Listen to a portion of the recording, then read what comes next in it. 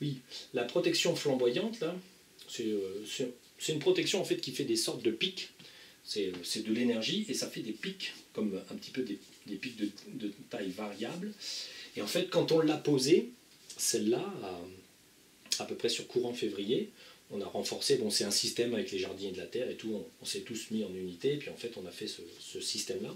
Quand on l'a posé, il y avait un démurgien qui restait dans la Lune, qu'on n'avait pas vu, il restait dans la Lune, et en fait l'énergie du phénomène l'a fait fuir. Il s'est dit, oh là, je m'en vais là, c'est trop, ça avait tendance à le bronzer un peu fort, quoi. Donc bon, il a carrément déménagé. Donc, ça c'est bien, ouais. C'était assez amusant de le voir de lui-même prendre ses bagages et se tirer. Alors, ouais, on a fait un petit tour à cette époque-là, sur la même séance, on a fait un petit tour en Mongolie, au Tibet, parce qu'en fait c'est des zones en fait, où il restait pas mal de bric-à-brac, et il y avait en fait entre guillemets entre le Tibet, la Mongolie ou l'Embator des connexions, et toutes ces connexions, toute cette pourriture entre guillemets qui était par là, en fait était connectée à Hong Kong, où on est tombé sur une lignée sombre en fait, d'êtres humains qui abritent des démurgiens consciemment, et ceci, cela. Et en fait, on a fait un grand nettoyage, Tibet, Mongolie, et surtout Ulaanbaatar, en poussant aussi tous ceux qui entendent et qui voient à s'en aller d'Ulaanbaatar. Parce que Ulaanbaatar, en fait, c'est un mouroir. Donc les Mongols de la steppe, en fait, il faut absolument qu'ils repartent dans la steppe pour se purifier, entre guillemets, parce qu'Ulaanbaatar, c'est un étouffoir pour les Mongols, en fait. Et donc, en fait, tous ceux qui nous ont vus, en fait, ou qui sont capables encore de voir, en fait, des interventions de ce genre, on leur a dit, et on a fait passer le message à travers les dragons, en fait, que les enfants poussent les parents à repartir dans la steppe, en fait. Parce que dans la steppe, ils pourront survivre et ne pas avoir besoin de la technologie quand tout ça tombera. Mais en fait, rester à Ulaanbaatar, les vibrations sont basses. En plus, c'est un endroit très pollué, il y en a eu des reportages à la télé, mais ceci dit, en fait, c'est surtout que les gens étouffent spirituellement à Ulaanbaatar. Et comme on leur a nettoyé la steppe, parce que bon, ils avaient foutu des sortes de démurgiens de steppe qui faisaient fuir, en fait, instinctivement, les gens qui étaient dans la steppe mongole, en fait, fuyaient les steppes un petit peu, parce qu'en fait, il y avait des démurgiens un petit peu partout qui avaient été semés justement pour regrouper les personnes et pour pouvoir exploiter leur énergie en ville. Plus on regroupe, plus c'est facile d'embêter les gens, énergétiquement parlant. Donc bon, ce principe-là a été démonté. Et le petit gars à Hong Kong, là, il avait un grand immeuble, il était très riche et tout. On lui a arraché le démurgien qu'il avait dans les veines, mais ça l'a assommé pour le coup, quoi. Il n'est pas mort, mais en fait, ça l'a sonné quand on lui a retiré son démurgien. Il est tombé par terre. Alors, là, attention, on va changer de page, on passe à du lourd. Alors là, l'information que je vais vous donner, on est dans les premières, on va dire. C'est une information qui ne sera pas, en fait, que les scientifiques n'aborderont pas avant vraiment un temps assez long. Bon, quoi qu'après la barrière de photons, peut-être que les scientifiques seront peut-être moins cons. Les gens qui voudront aller vers la science seront certainement des gens beaucoup plus ouverts d'esprit. Donc, en fait, on s'est demandé... on fait la chasse, nous, on fait la chasse, donc on nettoie, on arrive dans un pays, et puis là, bon, on est allé en Australie. On est allé en Australie, hein, et c'est pas parce que c'est un pays sous domination anglaise, c'est parce que c'est un... Bon, moi je m'y suis incarné, j'ai déjà vu des vies où j'étais en Australie en tant qu'aborigène. Donc, en fait, en Australie, on se demandait, bon, est-ce qu'il y a du caca, quoi? Bon, voyons. On était déjà passé en Australie, on avait trouvé une très grosse dragonne qui était ensevelie à un endroit qui protégeait une ouverture vers l'Agartha. Et en fait, on a trouvé son copain, puisqu'en général, grand dragon, fille, veut dire grand dragon, mâle. Et là, bon, du coup, on a fait un petit peu de nettoyage, on a trouvé une région où c'était un peu sale, on a bien déglingué, mais on s'est dit, c'est curieux cette région un peu sale là, ils ont l'air très concentrés autour d'un seul et même point, c'est quand même bizarre. Et en fait, bon, à force de nettoyer, on a trouvé tout simplement un endroit très spécifique. Alors c'est une installation jardinier de la Terre, mais là par contre qui date de, en fait, avant nous, on va là, à l'heure actuelle, donc par rapport à la galaxie, on a le centre de la galaxie qui émet, et la barrière de photons, en fait, fait comme ça. Donc, nous, à l'heure actuelle, on est tellement près que on est vraiment sur le dessin, je devrais être déjà sur le trait, donc la barrière de photons est là, hop.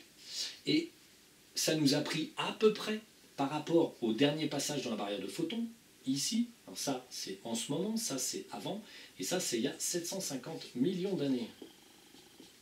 Donc autant dire qu'on ne s'en souvient pas. Hein. Normal. Donc il y a 750 millions d'années, notre système solaire passe dans la barrière de photons, et en fait le problème qui se passe, c'est que en fait à cette période-là, là ça c'est à l'échelle de l'univers, et surtout à l'échelle du multivers, en fait, les êtres qui sont dans cette zone en Australie savaient qu'on serait dans un cycle plutôt descendant faible, donc sombre. Donc il y a 750 millions d'années, notre système solaire passe dans la barrière de photons, bon ça fait du bien pendant qu'on y est, mais ensuite notre système solaire se déplace et nous fait un grand tour avant d'arriver ici, ce qui a pris 750 millions d'années à peu près pour faire ce tour-là. Sachant que le prochain, bien sûr, pareil, il sera plus petit parce qu'on arrivera ici. Bon là j'exagère, hein, mais bon, c'est un peu plus long à chaque fois. Mais c'est concentrique. Donc, il y a 750 millions d'années, il passe dans la barrière de photons, bon ça a l'air d'aller, mais en fait, les êtres qui sont dans cet endroit spécifique qu'on appellera, nous on appelle ça le temple des 19. Donc en fait, pourquoi 19 ? Ben, c'est simplement un endroit, alors je ne vous dis pas où en Australie, de toute façon c'est pas la peine de chercher, même les Illuminati, hein, c'est pas la peine de chercher, vous ne trouverez jamais. Donc je préfère prévenir, hein, a priori celui qui cherchera verra sa petite boîte crânienne écrasée, dans le sens où c'est un endroit où à l'heure actuelle, au niveau de l'énergie, je ne conseille pas à un être humain lambda d'aller voir. Je dirais que les aborigènes verront bien que c'est une zone énergétique pas trop abordable, sauf ceux à la rigueur qui sont jardiniers de la Terre. C'est une zone où en fait vous avez, on va dire, une caverne, ça émet un phénomène d'énergie, hein, bon c'est sous terre, hein, c'est même pas la peine de rêver.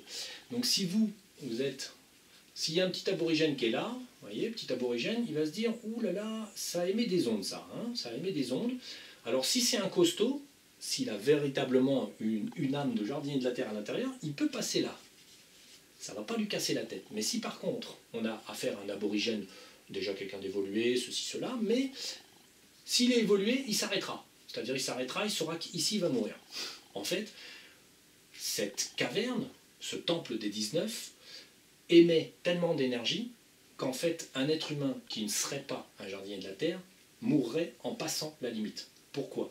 En fait, c'est un problème de fréquence. Les fréquences qui sont à l'intérieur du champ en fait, électromagnétique qui est créé par cette structure, en fait, écrasent littéralement c'est pas tellement les fonctions cérébrales, c'est les liens entre les chakras, on va dire, dans le corps humain et avec la forme humaine.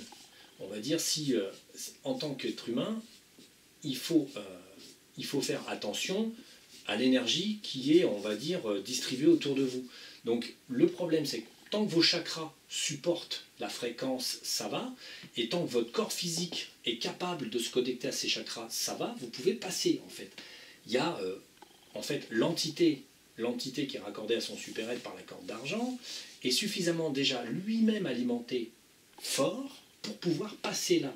Mais quelqu'un qui serait une entité correcte, mais pas exceptionnelle, ne pourra pas passer parce qu'en fait, les vibrations qui seront présentes ici au point de contact vont littéralement, en fait, je dirais, pas détruire, mais enfin, si, détruire de toute façon, ils vont détruire, on va dire, les liens entre les chakras et le corps. Parce que ça sera trop fort. On va dire, on aura un circuit électrique qui sera en surtension. Conclusion, déconnexion, zap, la personne tombe. Donc, avis à la population des Illuminati qui se dit qu'ils iraient faire un bon coup en allant en Australie, je vous préviens tout de suite, le premier qui pénètre, pouitch, capsule de bière, tout le monde est mort. Ils ont déjà eu le coup dans les cavernes des anciens qu'ils ont trouvées en Irak, ou des choses comme ça. Il y a des zones où ils ont eu beaucoup de mal à passer, et ils ont perdu des hommes en essayant, bah vas-y, va ouvrir la porte, et crac, ah bah t'es mort, ah bah mince. Donc bon, là c'est pire, je vous le dis tout de suite, c'est absolument pas approchable pour tout type d'Illuminati. Je vous donne l'information, en fait, tout simplement parce que c'est pas trouvable en moyenne, et s'ils cherchent, de toute façon, ils mourront. Donc bon, à votre bon cœur, monsieur, dame, on va dire. Donc, nous avons trouvé... Alors, il y avait beaucoup de démurgiens autour, du coup, on nettoie, et puis bon, on finit par arriver dans ce lieu, et on dit, bon, bah tiens, c'est bizarre et tout, et bon, on a trouvé, en fait, on a trouvé une salle où, en fait, il y a 19 gardiens. Alors, chaque gardien... Ce sont des jardiniers de la Terre. Bon, là, ce sont des êtres qui ont, par exemple, patienté 750 millions d'années avant qu'on les réveille. Donc, nous, on a réveillé les 19 qui étaient en stase, mais ils étaient en stase littéralement dans leur corps multidimensionnel. Hein. Ils n'ont pas de corps physique. Il n'y a personne physiquement ici. Hein. Il n'y a pas tellement de support physique. Ce n'est pas un endroit pour y vivre, quoi. Donc, cette installation est donc habitée par 19 entités, qui sont dans des mondes extrêmement énergétiques, et elles représentent chacune un univers. Alors 19, c'est 1 plus 9 égale 10, donc égale 1. Bah oui, un multivers, parce qu'une source. Donc voilà, il y a 19 donc, univers différents, avec chacun des tonalités, des fréquences différentes. Moi, quand j'ai vu... je vois peu de choses dans l'éther, très exceptionnellement, mais quand j'ai vu, alors par contre quand je vois quelque chose c'est parfaitement clair, là j'ai vu les petits bonhommes, on va dire chacun portait physiquement, portait par exemple des cristaux, par exemple. Chacun, ils avaient une sorte de plastron de cristal d'une certaine couleur. Ils étaient eux-mêmes physiquement d'une certaine variété. Ils étaient plus ou moins grands, plus ou moins colorés, plus ou moins, en fait, ils portaient les fréquences de leur univers. Ce qui fait que cette planète, ici, dans le temps, en fait, servait, on va dire, avant ces 750 millions d'années, sur le premier tour presque, on va dire, en fait, les jardiniers de la Terre avaient déjà construit une base qui servait d'éléments de pause. Quand un vaisseau, bon, c'est très grand, il y a des hangars qui sont extrêmement grands, qui permettent par exemple un petit hangar avec un boyau, hop, vous arrivez avec un vaisseau d'1 kilomètre de long, vous vous stationnez là, tellement le hangar est grand, voilà, et en fait, vous régénérez votre vaisseau, puisqu'en fait, les jardiniers de la Terre se servent de l'éther, mais si par exemple un vaisseau d'un univers extrêmement lointain, en fait, vient dans cette région, quelque part, il est loin de sa fréquence. Cette planète servait en fait à un vaisseau qui était très loin de son propre univers de venir, et en fait les gardiens arrivaient à recharger entre guillemets, puisqu'ils généraient, ils étaient on va dire le récepteur de l'énergie de leur propre univers, parce qu'ils sont très hauts dans la hiérarchie métaphysique et technologique, hein, il faut être très précis. Hein. La métaphysique, c'est juste la physique de demain. Donc les êtres qui sont là sont métaphysiques, mais en fait alimentés en éther de la fréquence du bon univers. À chaque fois que, mettons, vous pouviez avoir quelques vaisseaux d'1 kilomètre à 5 km ou à plus, hein, des gros vaisseaux, et ben chacun se connectait à son univers respectif pour un peu recharger les batteries, car quand on est loin de son propre univers et qu'on traverse un univers qui n'est pas forcément dans ses fréquences de base, bah ça peut fatiguer. Donc cet endroit était tout simplement un aéroport, entre guillemets, hein, et aussi sur la planète Terre, ça faisait qu'en fait les 19 fréquences étaient émises, et elles commencent à être réémises à l'heure actuelle, et en fait ça vous fait que vous avez des fréquences tournantes qui se croisent, qui se recroisent, entre guillemets, ce qui fait que la planète Terre accueille la fréquence des 19 univers, ce qui fait qu'elle a en fait une fréquence du multivers, donc de la source. Ça permet en fait que ce soit une planète qui soit prochainement, en fait quand on aura passé la barrière de photons, toutes les 19 fréquences tourneront autour de la Terre, auront fait une sorte de, on va dire, c'est même pas du voile, parce que nous on a regardé, à l'heure actuelle il y a entre 6 et 7 fréquences qui sont émises d'ici. ils sont en perpétuelle, ils sont en perpétuelle régénération, ils travaillent à remettre sur pied chaque fréquence. Bon, évidemment, ils attendent que la barrière de photons fasse aussi le travail, hein. C'est-à-dire que ça apporte énormément d'énergie, donc quand la barrière de photons donne quelque chose, ils s'en servent pour réallumer une autre fréquence. À l'heure actuelle, on en a 6 ou 7 qui commencent à faire le tour de la Terre et qui commencent à en fait enrichir l'aspect métaphysique de cette planète. Ce qui fait que le temple des 19, c'est quelque part le point central, entre guillemets, de cette planète, c'est cet endroit-là. Il est très important parce qu'en fait, il permet à la planète Terre de récupérer la vibration de la source. Alors, la question, c'est pourquoi une planète comme la nôtre est choisie pour, par exemple, poser un temple des 19. C'est facile, la planète Terre est constituée d'à peu près 40% de cristal. Donc, on dit de cristal, c'est pas forcément des cristaux très purs, mais en fait, c'est tout simplement 40% de quartz. En fait, le quartz, ça permet à l'énergie, les montres à quartz, les ceci, les cela, la fibre optique, c'est du quartz. Donc en fait, l'humanité a bien découvert que le quartz était utile, électriquement parlant, mais en fait, le quartz est extrêmement important. Seules les planètes qui contiennent un certain taux de quartz peuvent en fait devenir des planètes utiles à la source et aux jardiniers de la Terre. Et c'est pour ça que la planète Terre reste une planète qui est sous la protection des jardiniers de la Terre, tout simplement parce qu'elle est suffisamment, on va dire, cristalline pour accueillir des hautes vibrations. S'il y avait 10 ou 15 ou 20% de moins, ça serait peut-être discutable, ça serait peut-être pas assez pour accueillir par exemple on va dire une installation comme le temple des 19. Donc voilà, alors revenons à notre petite histoire. Nous, quand on est arrivé, on trouve l'installation des 19 bonhommes, et puis je dis, c'est bizarre, ils ont l'air d'avoir une sorte de gang autour d'eux, cristalline et tout, mais on avait déjà vu ça, des sortes de sarcophages de cristal autour des individus, mais là c'était des démurgiens qui avaient enfermé des individus, comme Sananda et d'autres, ils avaient été enfermés pour ne pas pouvoir sortir dans l'astral, ceci, cela, quoi. Et là on voit exactement le même genre de truc. On dit mince, il faut quand même qu'on les aide, donc on les a montés au centre de la galaxie, on a démonté tous les sarcophages qui étaient autour, et en fait il s'est avéré que les sarcophages, ce sont eux qui les ont faits. Quand ils ont quitté la zone de la barrière de photons il y a 750 millions d'années, ils se sont aperçus que le cycle qui était en train de se dérouler ici, là, en fait, il serait très moyen, voire très médiocre. Donc c'est pas nouveau, hein, c'est pas juste l'ère de Kali, c'est pas juste les cycles du Satya Yuga qui étaient mauvais.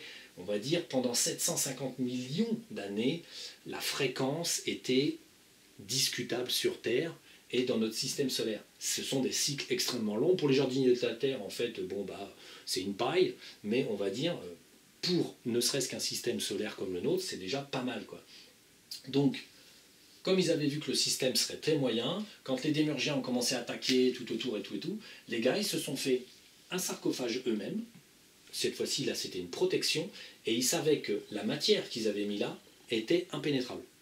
Ils l'ont fabriqué suffisamment solide, suffisamment énergétique pour que cette matière dure tout le long du cycle et que les seules personnes qui puissent en fait enlever ça seraient des jardiniers de la Terre. Parce que un jardinier de la Terre peut manipuler de l'énergie pure, mais un démurgien, lui, il essaiera d'attaquer l'énergie.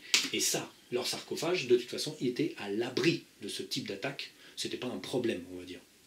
Ils n'étaient pas soucieux de savoir 750 millions d'années, ils savaient que ça tiendrait. Alors je ne sais pas quand est-ce qu'ils l'ont mis, on n'a pas regardé, mais ils l'ont mis il y a déjà extrêmement longtemps, plusieurs centaines de millions d'années. Et eux, en fait, ces individus, sachant qu'en fait ils n'allaient rien faire pendant un temps très long, au lieu de rester dedans et puis de méditer pendant 750 millions d'années, en fait ils sont littéralement repartis à l'Adhyatma. Ils ont pris toute leur énergie, toute leur âme, entre guillemets, quoi. Ils sont remontés à l'Adhyatma, et ils ont attendu 750 millions d'années, ce qui fait que par contre, là, attendu, ça ne veut rien dire, vu que quand vous quittez la sphère dimensionnelle, tridimensionnelle, le temps n'existe plus. Ils sont remontés, on va dire, suffisamment haut pour que le temps soit pas un problème, en fait. Et quand nous, on les a trouvés, on les a montés au centre de la galaxie, les dragons avaient l'air de dire, mince, ils ont l'air morts, non. Les dragons étaient tout tristes, ils regardaient, ils se disaient, non, mais ils m'ont l'air morts, ça bouge plus, c'est vrai qu'il y avait plus de lumière à l'intérieur, ça semblait tout mort, quoi.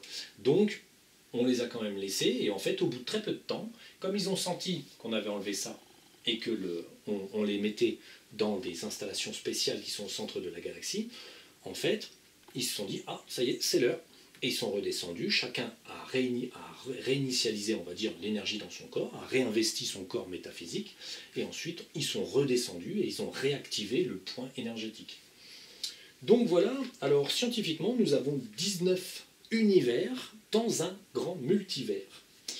Alors ça, c'est pour les scientifiques qui se posent la question comment c'est fait. Alors bon, par contre, ne me demandez pas quelle taille ça fait, machin, truc bidule, hein, c'est un peu inquantifiable. Hein. Donc voilà. Mais c'est comme ça que ça marche. Donc voilà.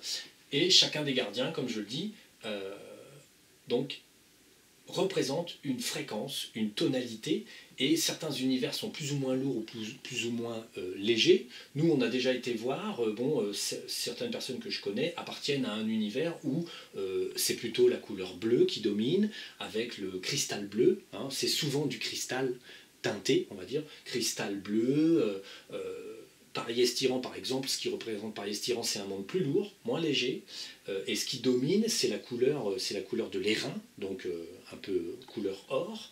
C'est un monde plus dense quand même, et on va dire le représentant porte une forme d'airain sur lui et a des couleurs de l'airain et des fréquences mélangées à du cristal, mélangées à des choses comme ça.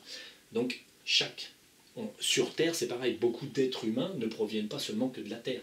Donc en fait, il y a parfois des gens qui proviennent de celui-ci, de celui-là, de celui-là ou de celui-là. La planète Terre est on va dire, par de fait qu'il y a ce temple, la planète Terre est un croisement des 19 univers. Ce qui fait de cette planète une planète un petit peu spécifique quand même. Elle est dans une galaxie qui mérite le coup, entre guillemets, en fait, qui mérite qu'on s'y intéresse, et qui a un avenir un peu plus important. Et du coup, certaines installations ont déjà été faites il y a, vous vous rendez compte, 750 millions d'années, on était déjà là à batifoler sur Terre. Donc voilà, voilà. Ah oui. Donc est-ce qu'on va finir sur ça? Oui, bah, la petite caverne de toute façon. La caverne des 19, est-ce qu'on y retournait pour des choses, d'assiste-choses? Là non, c'est un autre sujet. On va parler de l'Agartha. L'Agartha, patati patata. Bon.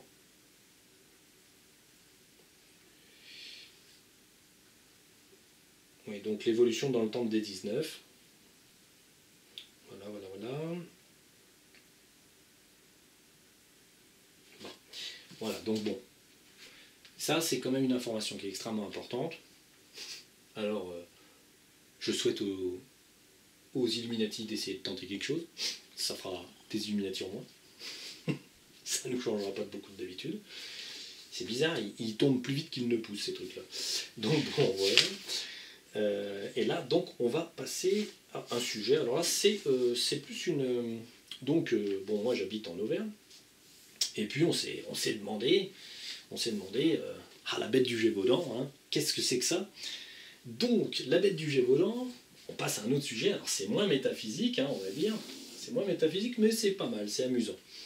Donc la bête, en nettoyant l'Auvergne, parce que bon, il y avait un petit peu trop de monde autour, hein, plus nous on fait des efforts, plus ils nous attaquent. Hein. Donc bon, en faisant un petit nettoyage, on s'est aperçu que, on va dire, ce qu'on appelle, bon, en Auvergne, vous avez la courbe des puits, vous avez le puits machin, puits bidule, hein. Quand vous arrivez en Auvergne, ça fait comme ça, vous avez des panoramas, vous avez le puits de Dôme, le puits Marie, puits Bazar. Alors on appelle ça bien des puits, effectivement, parce que comme c'est des volcans, en fait, le problème, c'est que vous avez des tonnes de cavités qui sont en fait toutes reliées les unes aux autres, et vous avez des chambres et des choses comme ça. C'est plus ou moins vide, ce qui fait qu'en fait toute l'Auvergne, si on prend l'Auvergne vue du dessus, en fait vous avez parfois des chambres comme ça, et c'est relié, et c'est relié. Et énergétiquement parlant, c'est un gros bordel. Du coup, on est tombé sur tout un tas de démurgiens qui squattaient, parce que bon, c'est quand même c'est sombre, c'est dans l'humidité, c'est des choses comme ça. Donc on est tombé sur des tas de démurgiens, alors on a été pété la gueule à droite, à gauche, on nettoie, on nettoie, on nettoie, on nettoie, puis ensuite on est tombé en fait sur, en nettoyant, on a commencé à penser à la bête du Gévaudan, entre guillemets, parce que ça vient en fait en termes de pensée. Donc on a trouvé un lieu en fait où il y avait un petit château et le principe en fait était là quoi. Il y avait le bâtiment entre guillemets, pof, le petit château auvergnat de base et derrière en fait, enfin quelque part par là, il y avait une cavité pas trop loin on va dire qui était raccordée encore à autre chose. Et ce petit château en fait abritait une petite famille et là donc on a trouvé donc nous on a vu que l'enfant le fils, le seul fils de la famille. Bon, le père est mort assez rapidement et donc le fils s'est trouvé élevé par sa mère et bon, le fils, son père, le père est mort à peu près, le fils avait 15 ans. Jusqu'à là, ça s'est pas trop mal passé. Bon, c'était un seigneur de l'époque, donc le gamin, bon, il était assez grand, assez décuplé, assez fort. Le gamin, en fait, a eu une enfance de jeune noble. Hein. Il chassait beaucoup, il faisait de la chasse à courre, il faisait bon, de la chasse tout court aussi, hein, on va dire. Il chassait, il montait à cheval, il était habile, on va dire. Il faisait les choses des nobles de l'époque, quoi. Il était habile avec ses armes, avec ci, avec ça, quoi. Bon, son père est mort, ça y a tapé un peu sur la tête, on va dire.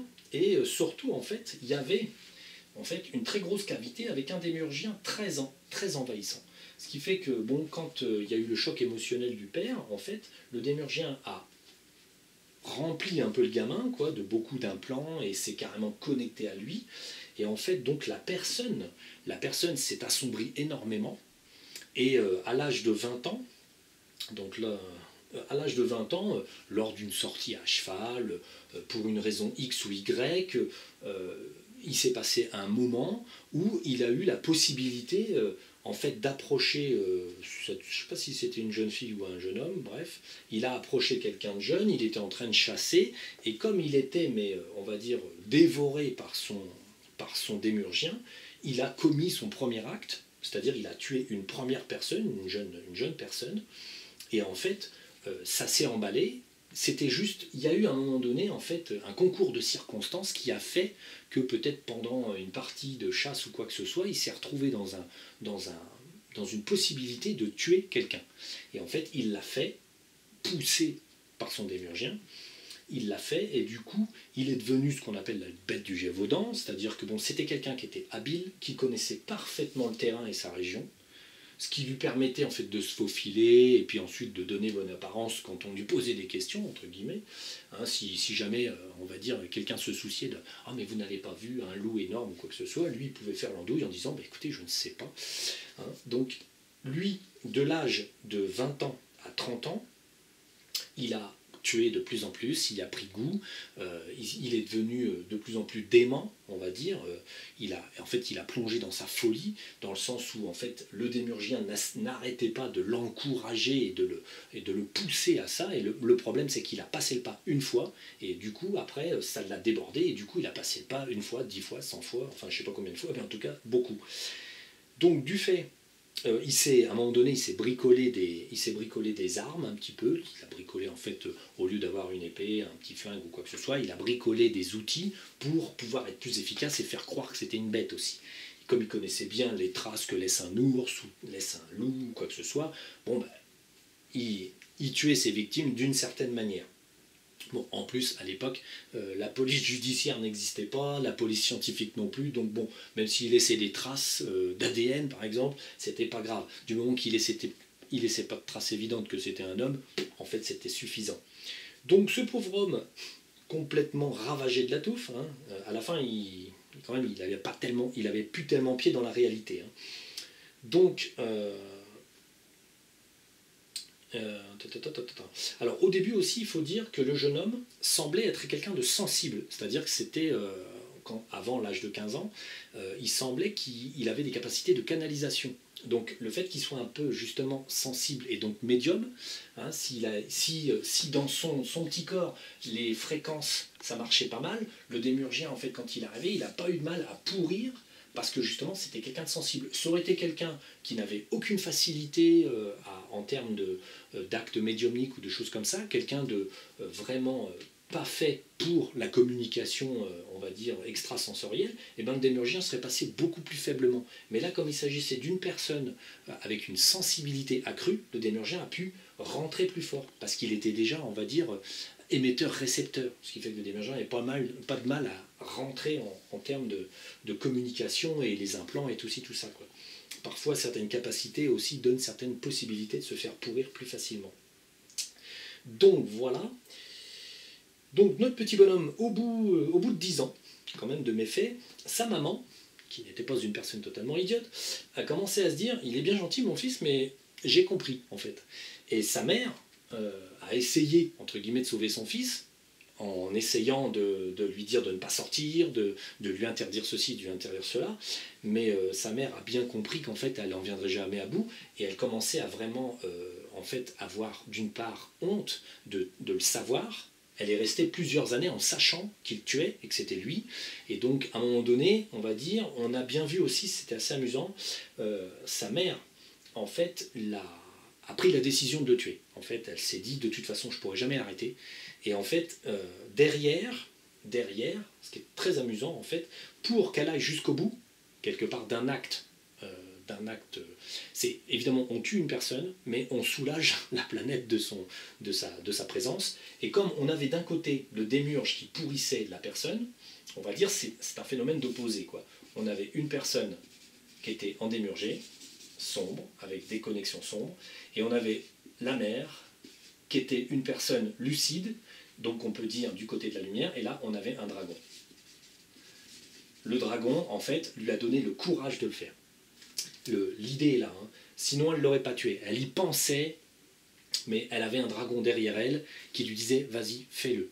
Si tu l'aimes, entre guillemets, fais-le, quoi. Libère-le. » Parce que bon, l'entité qui était là était beaucoup trop accrochée, beaucoup trop pourrie, par le démurgien pour que de toute façon il se passe un jour quelque chose de positif. Donc le dragon, pour rétablir, entre guillemets, parce que là le démurge prenait des libertés parce qu'il ôtait des vies quand même, à travers cette personne qui n'arrêtait pas d'ôter des vies dans toute l'Auvergne, enfin dans sa petite région on va dire, bon c'est l'ombre qui prenait un petit peu trop de liberté. Donc un dragon, la lumière, a dit allez, on arrête, et donc il a donné le courage à sa mère qui l'a abattu d'une balle, et en fait, donc quand il est mort, elle a été le voir, c'était quand même son enfant, c'est une décision très difficile à prendre, mais donc elle l'a abattu, et ensuite elle a bien vu que ça le soulageait quand même, lui physiquement.